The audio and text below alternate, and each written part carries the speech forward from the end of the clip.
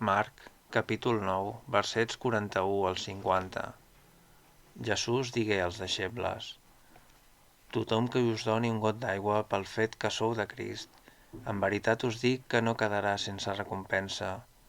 Però el qui fa caure en pecat un d'aquests petits, que creuen en mi, més li valdria que li lliguessin al coll una mola de molí i el tiressin al mar. Si la mà et fa caure en pecat, talla-te-la.